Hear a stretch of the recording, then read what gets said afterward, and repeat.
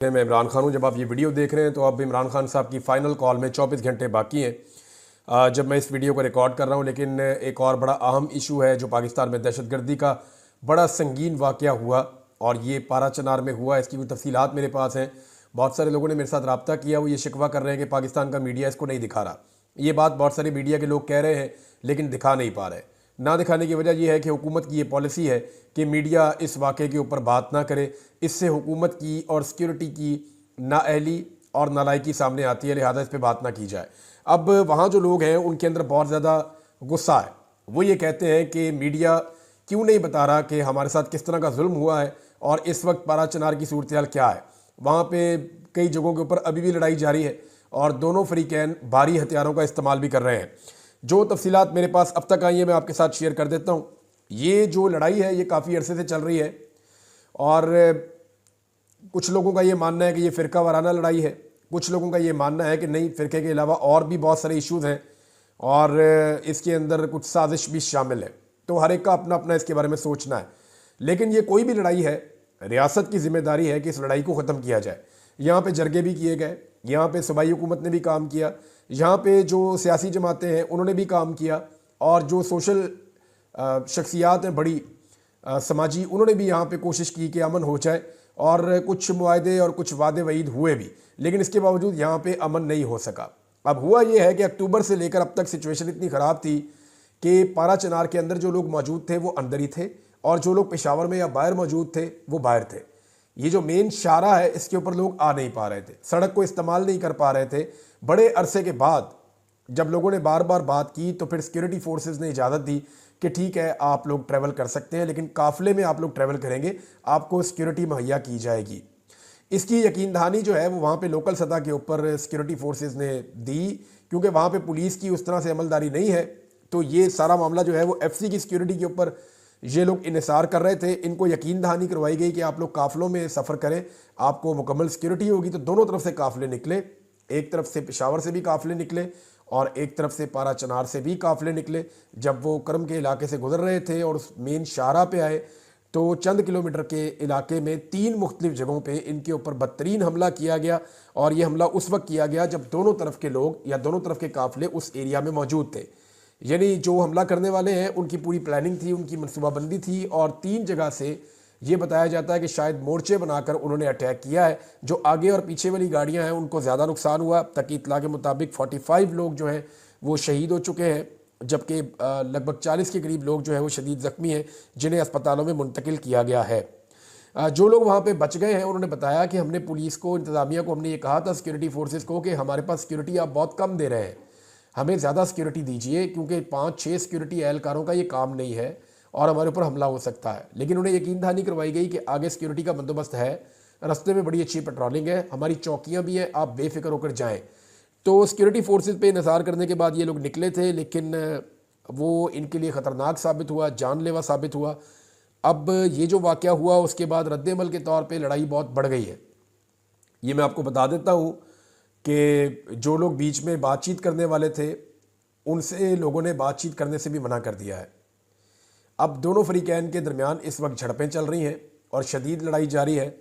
Lower करम के 3 इलाकों में बीबीसी ने रिपोर्ट किया है कि वहाँ पे शदीद लड़ाई हो रही है। मकानों को, दुकानों को और पेट्रोल पंप्स को आग लगा दी गई है और नुकसान का अभी तक अंदाज़ा नहीं हो रहा।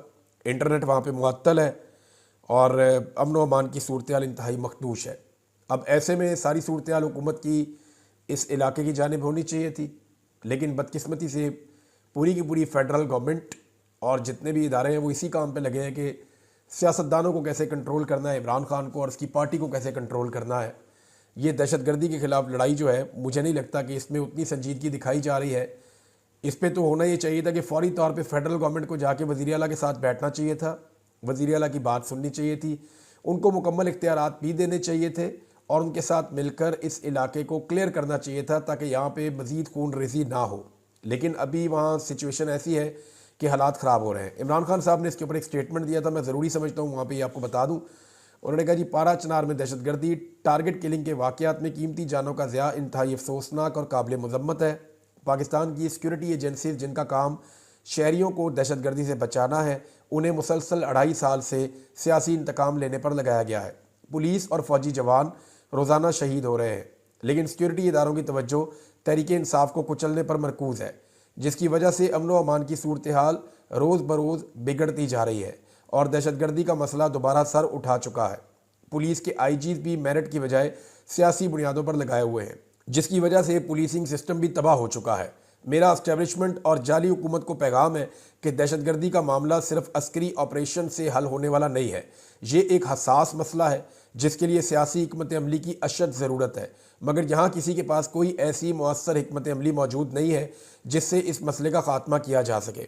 जाली हुकूमत की नाअहली इस मामले पर भी सर चढ़कर बोल रही है। सोचना चाहिए कि जब अफगानिस्तान में पाकिस्तान मुखालिफ हुकूमत थी तो इतनी दहशतगर्दी क्यों नहीं हो रही थी जितनी पिछले 2 साल में हो रही है। दहशतगर्दी के खिलाफ और मगरबी सरहद को कंट्रोल करने के लिए तहरीक इंसाफ के पास पूरा एक एक्शन प्लान मौजूद है। अगर हम हुकूमत में दोबारा आते हैं तो इस मसले का हल निकालना मुमकिन है। साबिक वज़ीर आज़म इमरान खान ने अडयाला जेल में ये स्टेटमेंट दिया है। देखें, वो कैदी होकर इस मसले के ऊपर खुलकर बात कर रहे हैं और इसका सलूशन भी दे रहे हैं और सबको जगाने की कोशिश कर रहे हैं इमरान खान साहब। लेकिन दूसरी जानिब जो लोग आज़ाद हैं उनकी पूरी तवज्जो सियासी मामलात के ऊपर है, उनकी पूरी तवज्जो अपनी हुकूमत और अपना जाली मैंडेट बचाने के ऊपर है। इकॉनमी का भी बेड़ा गर्क, पाकिस्तान में अमन व अमान का भी बेड़ा गर्क, हर चीज़ की तबाही के बावजूद उनकी सारी तवज्जो इस बात पे है कि किसी तरह अपने इक़्तिदार को तूल दिया जाए, इदारों को कंट्रोल किया जाए और पूरे निज़ाम को अपने काबू में रखा जाए। इमरान खान साहब का स्टेटमेंट मैंने आपको बता दिया। हुकूमत की प्रायोरिटी वो आपके सामने आपको नज़र आ रही है, लेकिन आज के दिन में इस्लामाबाद में इमरान खान का राज है। ये मैं क्यों कह रहा हूँ? ये मैं आपको इसलिए कह रहा हूँ कि तहरीक इंसाफ वो वाहिद अब सियासी जमात है जिसका लीडर जेल से बैठकर एक कॉल देता है और पूरा मुल्क बंद हो जाता है। यानी अभी इमरान खान का कारकुन भी नहीं निकला, इमरान खान के लोग बाहर भी नहीं आए, इसके बावजूद पूरा का पूरा इस्लामाबाद और उसकी सराउंडिंग बंद हो गई है। अमली तौर पे जो इस्लामाबाद में जर्नलिस्ट हैं उनसे मैंने बात की तो पुलिस और भी बुलवाई है, बाकी सूबों से पुलिस बुलवाई गई है, सिंध से, बलूचिस्तान से, पंजाब से और खैबर पख्तूनख्वा से एफसी की नफरी है वो भी बुलाई गई है, रेंजर्स को तलब किया गया है। तो बड़ी तादाद में इस्लामाबाद में पुलिस, एफसी और रेंजर्स को इकट्ठा किया है इस्लामाबाद की इंतज़ामिया ने, वजारत दाखिला ने, और लगभग 30,000 एक्स्ट्रा लोग बुलाए गए हैं। तो इतने ज़्यादा लोगों को जो बुलाया गया है तो क्या ये एहतजाज को रोक पाएंगे? मुझे अभी भी डाउट है। वजह यह है कि जो एहतजाज करने वाले हैं वो तो इसी शहर में रहते हैं, उनकी तादाद लाखों में है, और जो लोग उन्हें रोकने आए हैं वो बहुत दूर दराज इलाकों से आए हैं, लंबा ट्रैवल करके आए हैं, उन्होंने वापस भी जाना है सही सलामत। अब उनकी क्या वो दिलचस्पी होगी यहाँ पे? ये वो बड़े सवाल आते हैं कि किसके पास कॉज क्या है। एक तरफ सिर्फ वो नौकरी कर रहे हैं, दूसरी तरफ जो लोग हैं वो अपने मुल्क के मामलात को अपने हाथ में लेने के लिए बाहर निकल रहे हैं।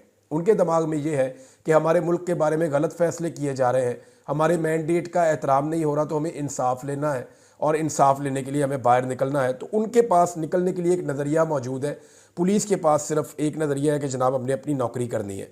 अब अगर पाकिस्तान तहरीक इंसाफ जो है, यानी इमरान खान ये सलाहियत हासिल कर चुका है, ये सलाहियत किसी के पास नहीं है। कभी नवाज शरीफ ये सोच भी सकते हैं कि वो जेल में बैठ के पूरा मुल्क बंद कर देंगे? अल्ताफ़ हुसैन के बाद ये कैपेसिटी थी कि वो बरतानिया में बैठ के, लेकिन वहाँ पे हथियार भी इस्तेमाल होते थे, यहाँ तो कोई हथियार भी इस्तेमाल नहीं हो रहे, लेकिन उनके पास ये कैपेसिटी थी कि वो बरतानिया में बैठकर एक शहर का बड़ा हिस्सा बंद कर देते थे। लेकिन यहाँ पूरा मुल्क बंद हो जाता है एक शख्स की कॉल पे। नवाज शरीफ ऐसा कभी सोच भी नहीं सकते। नवाज शरीफ की आज पाकिस्तान में हुकूमत है, हुकूमत में होने के बावजूद वो मुल्क बंद नहीं कर सकते। कभी आसिफ अली जरदारी भी ऐसा सोच नहीं सकते। लेकिन ये इमरान खान साहब की ताकत है कि वो जेल में बैठे हुए हैं, अंदर से एक कॉल देते हैं, उनकी बहन बाहर आके पैगाम देती है और उसके बाद पूरा पाकिस्तान बंद होना शुरू हो जाता है। तहरीक इंसाफ ने तो सिर्फ जाकर एहतजाज करना था और वहाँ पे अपने मुतालबात मनवाने थे, लेकिन हुकूमत ने पूरा जो इस्लामाबाद है उसको 2 दिन पहले से ही बंद कर दिया है और आसपास के इलाके भी बंद कर दिए हैं। लाहौर को भी एक तरह से ब्लॉक कर दिया है, लाहौर जाने वाले रास्ते बंद हो गए हैं, लाहौर से निकलने वाले रास्ते बंद हो गए हैं, मोटरवे को हर तरफ से बंद कर दिया गया है। और मोटरवे पुलिस ने पहले एक मौक़िफ़ लिया था, अब दूसरा मौक़िफ़ लिया है। मोटरवे पुलिस का पहला जो मौक़िफ़ था वो ये था कि मोटरवे के 6 बड़े हिस्से हम बंद कर रहे हैं, 6 बड़ी शाहराएँ मोटरवे की हम बंद कर रहे हैं, हम वहाँ पे मुरम्मत करने वाले हैं। लेकिन जब पब्लिक ने उनकी मुरम्मत की और उनकी अच्छी खासी ठुकाई हुई, इज़्ज़त अफजाई हुई उनकी कि यार ये क्या तरीका है, एक ही दिन में आपने सारी मोटरवे ठीक करनी है, और बाद में लोग उस मोटरवे पे सफ़र करते हुए देखेंगे और बताएंगे कि कुछ भी मुरम्मत नहीं हुआ। तो फिर उन्होंने दूसरा मौक़िफ़ दिया बड़ी डिटाई के साथ, और मोटरवे पुलिस ने बताया जी क्योंकि लोग एहतजाज करने आ रहे हैं और हमें ये इन्फॉर्मेशन मिली है कि उनके पास मार कुटाई के लिए डंडे वंडे हैं, लिहाजा फिर हम मोटरवे लोगों की हिफाजत के लिए बंद कर रहे हैं। तो लोगों से लोगों की हिफाजत करनी है जनाब, एक अजीबोगरीब सिनेरियो पाकिस्तान में बनाया हुआ है। लेकिन हुकूमत इस कदर खौफजदा है कि उसने इस्लामाबाद में ना सिर्फ सबको इकट्ठा कर दिया बल्कि तालीमी इदारे, हॉस्टल्स, होटल्स, बस अड्डे और पेट्रोल पंप्स बंद कर दिए हैं। पहले नौजवानों को हॉस्टल से निकाला और उसी बीच में तमाम बस अड्डे बंद कर दिए। अब वो जो नौजवान हॉस्टल से निकले हैं उन्होंने बसों में बैठ के अपने घरों को जाना था। जब वो बस अड्डों पे पहुंचे हैं तो पता चला कि वहाँ पे बसें ही नहीं है, कोई गाड़ियाँ ही नहीं चल रही। तो हू का आलम है पूरे इस्लामाबाद में, और ये जो हू का आलम है ये इमरान खान की एक कॉल की वजह से है। अंधाधुंध इस्लामाबाद में छापे मारे जा रहे हैं, गिरफ्तारियाँ करने की कोशिश की जा रही है, और यानी इतने सारे बंदे गिरफ्तार करके रखेंगे कहाँ। जिन इलाकों में पश्तूनों की अक्सरियत है वहाँ पे ज़्यादा छापे मारे जा रहे हैं, जो बड़ा अनफॉर्चुनेट है। वहाँ पे एहतशाम अब्बासी साहब हैं जर्नलिस्ट, उन्होंने मुझे ये बताया कि पश्तून इलाकों में ज़्यादा छापे मारे जा रहे हैं, और जो शख्स भी जिसके पास ID कार्ड निकलता है खैबर पख्तूनख्वा को, उसको गिरफ्तार कर दिया जाता है या वापस मोटरवे पे चढ़ा दिया जाता है कि पहुँचो वापस खैबर पख्तूनख्वा, तुमने इधर नहीं आना। लेकिन इन तमाम तर छापों के बावजूद अभी भी पाकिस्तान तहरीक इंसाफ का कोई भी काबिल ज़िक्र रहनुमा गिरफ्तार नहीं हुआ। मैं आपको फिर बता रहा हूँ कि ये तमाम तर छापे पड़ने के बावजूद अभी तक पाकिस्तान तहरीक इंसाफ का कोई भी काबिल ज़िक्र रहनुमा गिरफ्तार नहीं हुआ। इसका मतलब है कि बुशरा बीबी के ज़रिए से इमरान खान साहब ने जो हिकमत अमली अपनाई है वो हिकमत अमली काम कर रही है। हालांकि बुशरा बीबी के ऊपर एक मुकदमा हो गया, और मुकदमा ये हुआ कि जनाब उन्होंने जो स्टेटमेंट दिया था कि इमरान खान साहब जब नंगे पाँव सऊदी अरब में गए तो उसके बाद जनरल बाजवा ने ये कहानियाँ सुनाई कि जनाब इस पर बहुत एतराज़ आ रहा है। अब बुशरा बीबी मुकदमा दर्ज कर दिया गया है। कोई गुलाम यासीन नामी कोई शरीफ शहरी है, ये किसी ढाबे पे बैठा हुआ जनूबी पंजाब में चाय पी रहा था कि अचानक इसके जज्बात में आग लग गई। बुशरा बीबी का बयान सुन के इसकी रातों की नींद हराम हो गई, इस पर लर्जा तारी हो गया और फ़ौरन इसने पुलिस को दरख्वास्त दे दी और पुलिस ने मुकदमा दर्ज कर दिया, और ये एक मुकदमा बुशरा बीबी के खिलाफ जनूबी पंजाब में दर्ज हो गया है। अब पाकिस्तान तहरीक इंसाफ से आने वाली मुसद्दका इतलात के मुताबिक इस वक्त तक जब 24 घंटे बाकी हैं एहतजाज शुरू होने में, किसी किस्म का कंप्रोमाइज़ पाकिस्तान तहरीक इंसाफ ने नहीं किया, और उन्होंने कहा जी हर हाल में हम अपना एहतजाज करेंगे। बलूचिस्तान से और सिंध से काफ़िले निकल चुके हैं। जो बलूचिस्तान से काफ़िले निकले हैं वो मुख्तलिफ टोलियों में निकले हैं, और उनके सूबाई सदर का ये दावा है कि 1800 लोग उनके इस वक्त इस्लामाबाद में पहुँच चुके हैं, इस्लामाबाद की हदूद के अंदर मौजूद हैं, जबकि टोलियों के अंदर बलूचिस्तान से मजीद काफ़िले निकल रहे हैं। मैंने काफ़िले की वीडियो देखी है, सालार खान की वीडियो है, ये फार्म 45 पे MNA बन गया था, लेकिन सालार खान को वहाँ पे जाली फार्म 47 के ज़रिए से इलेक्शन हरवाया गया, जैसे कि पाकिस्तान तहरीक इंसाफ को पूरे पाकिस्तान में हराया गया है। तो बलूचिस्तान के सदर के बकौल कुछ लोग पहुँच गए, बाकी लोग आ रहे हैं। तो एक बड़ा काफ़िला था सालार खान का, और उसके अंदर जो लोग मौजूद थे वो ये कह रहे थे वीडियो के अंदर कि हमें कोई भी नहीं रोक सकेगा, जो रोकेगा हम उसका मुकाबला करेंगे। ओवरसीज़ पाकिस्तानियों से इमरान खान साहब को बड़ी उम्मीद लगी है। इमरान खान साहब को ये लगता है कि पूरी दुनिया के अंदर जो आवाज़ उठेगी उसका इंप्रेशन और उसका प्रेशर बहुत बड़ा बन के पाकिस्तान के ऊपर पड़ेगा। देखें, पाकिस्तान के अंदर अगर इतना प्रेशर आ जाए कि एस्टेब्लिशमेंट इस हुकूमत के पीछे से हट जाए, तो इस हुकूमत के अपने लोग हैं, जैसे कि आसिफ करमानी साहब हैं, नवाज शरीफ साहब के बहुत साथ रहे हैं, वो अपने मुंह से कह रहे हैं कि अगर इस हुकूमत के पीछे से अगर प्रेशर हट जाता है या एस्टेब्लिशमेंट इस हुकूमत के पीछे से ज़रा सा हटती है तो ये हुकूमत धड़म से गिर जाएगी, ये सस्टेन नहीं कर पाएगी। तो बैनुल-अक़वामी प्रेशर मैक्सिमम ये कर सकता है कि एस्टेब्लिशमेंट को इस हुकूमत के पीछे से हटा सकता है। अगर एस्टेब्लिशमेंट पीछे हट जाती है तो फिर ये हुकूमत काम नहीं कर सकेगी। बहरहाल कुछ मुसद्दका इतलात के मुताबिक आज बहुत सारे इलाकों में इंटरनेट बंद हो जाएगा। आज 23 तारीख है, कल एहतजाज होना है, और जिन लोगों ने ATM वगैरह इस्तेमाल करने हैं वो कर लें, क्योंकि कुछ लोग ये भी कह रहे हैं कि शायद इस मरतबा जब इंटरनेट बंद होगा तो ये मोबाइल फ़ोन्स का नहीं बंद होगा, हो सकता है वाईफाई भी बंद कर दिए जाएँ, और अगर वाईफाई बंद करेंगे तो पूरी दुनिया से आपकी connectivity for the time being उस वक्त तक जब तक कि वो नहीं खुलता वो ख़त्म हो जाएगी, और टोटल इंटरनेट ब्लैकआउट भी पाकिस्तान में हो सकता है। लिहाजा लोग अपना एहतियात करें, अपना बंदोबस्त कर लें, और इंटरनेट के जितने मुतबादल ज़रिए हैं पाकिस्तान तहरीक इंसाफ ने उनका बंदोबस्त करना शुरू कर दिया है, और वो ये देख रहे हैं कि कौन कौन सी एप्लीकेशंस को किस तरह इस्तेमाल किया जा सकता है। कुछ सैटेलाइट के बारे में कुछ लोग काम कर रहे थे, दीगर चीज़ों के बारे में। अब देखना है कि पाकिस्तान तहरीक इंसाफ अपनी फुटेजेस को अपलोड करने के लिए क्या तरीक़ाकार इख्तियार करती है।